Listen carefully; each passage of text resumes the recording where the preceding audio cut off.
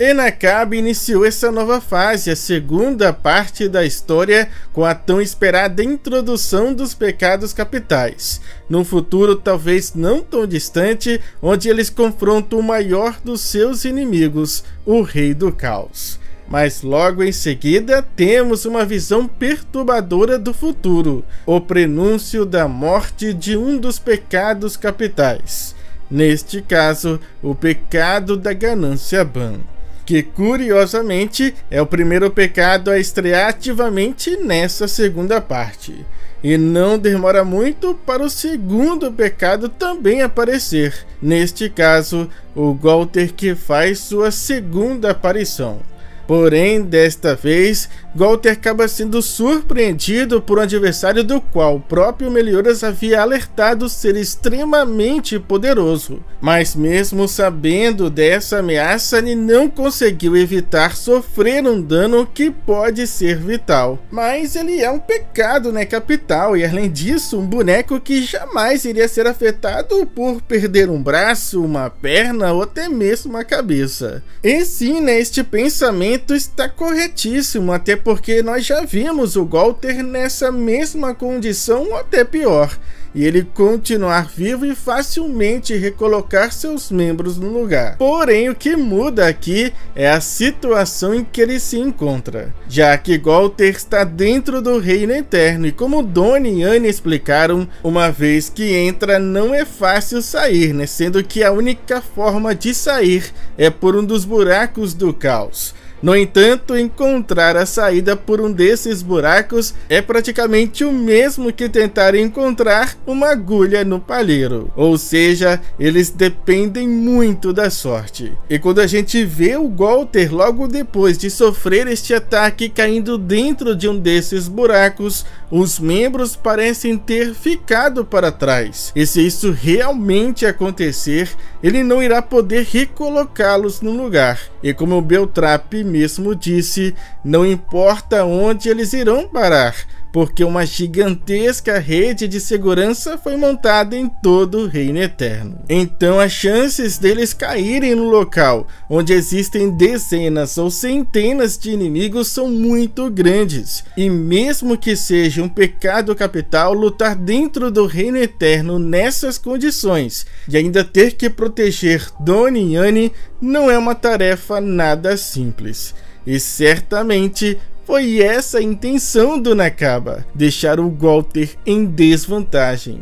Mas ainda assim, talvez seja meio ilusório demais imaginar que mesmo com essa desvantagem, que o Gowther perderia sua vida para alguns Cavaleiros do Caos ou até mesmo algum outro inimigo poderoso. E sim, eu concordo, né? Realmente não seria uma morte logicamente aceitável dentro dessas condições. Porém, um dos lugares do qual eles estão procurando é justamente a prisão de Walfun.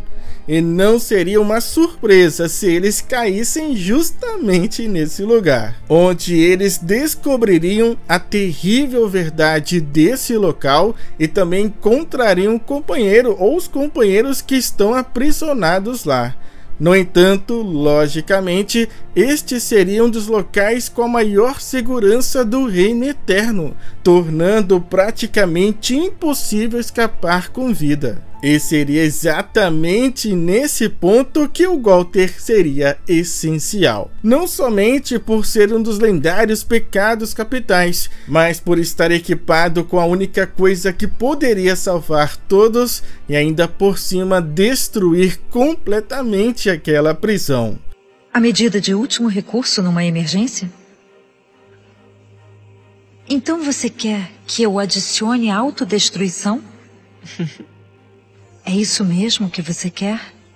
A base desse ataque são os poderes mágicos extraídos da luz do sol do Escanor. A ele adicionamos o destruir 4 elementos e aumentamos a função de explosão ao máximo com a infinidade da Merlin.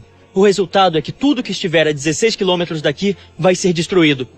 Que ele já tentou uma vez utilizar, mas que não conseguiu em sua luta desesperadora contra Amael. Inclusive, o Nakaba havia planejado fazer o Gowther de fato usar esse dispositivo em outra ocasião, durante a luta dos pecados contra Cat. No entanto, seu sacrifício iria ser em vão, pois Cat não seria derrotado por ser poderoso demais. E a gente até mesmo iria ver logo depois de sua morte ele se encontrando com Escanor na necrópole, mas como a gente viu, isso não aconteceu, porque no fim tanto Nakaba quanto os editores chegaram à conclusão de que não teria sentido matar o Gowther dessa forma. Mas certamente essa é uma ideia que o Nakaba nunca descartou, e novamente agora ele tem um momento propício para fazer isso acontecer. Gowther é simplesmente um gênio da probabilidade, né? Diante do seu estado, ele entenderia que só iria atrasá-los, e mesmo que conseguissem sair com vida da prisão, deixar aquele local continuar existindo seria um grande erro, e Gowther iria facilmente entender e aceitar o que era preciso fazer.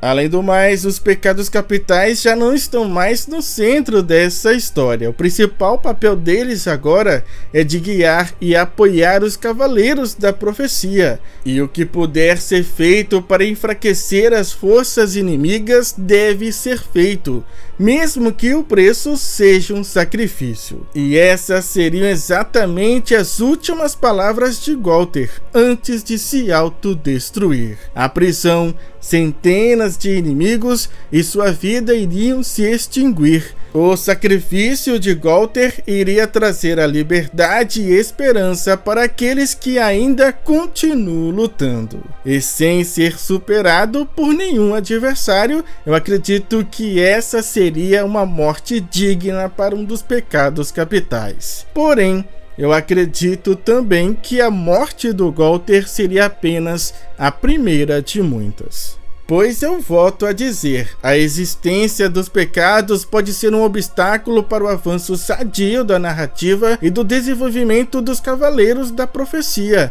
os atuais protagonistas dessa nova história. E até então Nakaba havia encontrado uma forma de tirá-los do campo de batalha principal, com um artifício simples, mas funcional: a criação de uma barreira que impede a entrada deles no reino eterno.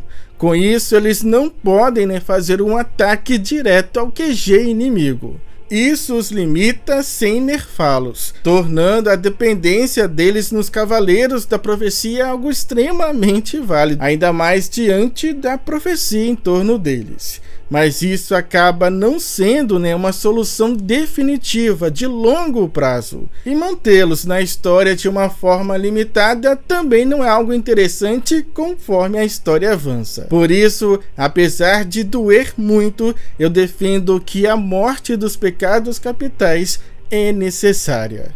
E o Nakaba tem plena ciência disso, e não é à toa que ele vem levantando essa bandeira de morte para eles, pois ele quer de uma certa forma nos preparar para esse doloroso momento. Portanto, além do Gowther, do qual, como eu citei, seria o momento propício, ideal para finalizar a sua trajetória, eu acredito que Ban, Merlin e Meliodas seriam os outros pecados a finalizar também as suas histórias. Mas o motivo de eu acreditar que sejam esses outros pecados eu vou contar com mais detalhes em outro vídeo, porque existe sim um motivo bem plausível e que traria um grande impacto benéfico para a história e alguns personagens que estão fortemente conectados a eles. Mas agora eu quero saber muito a opinião de vocês. Vocês acreditam que a morte de alguns pecados é importante para a narrativa ou não? Se sim, quais pecados capitais estariam prontos para se despedir de nós? Comentem, vamos continuar debatendo sobre isso agora aí nos comentários. Eu espero ver todos vocês novamente aqui no nosso próximo vídeo. Muito obrigado, falou, fui, é nóis!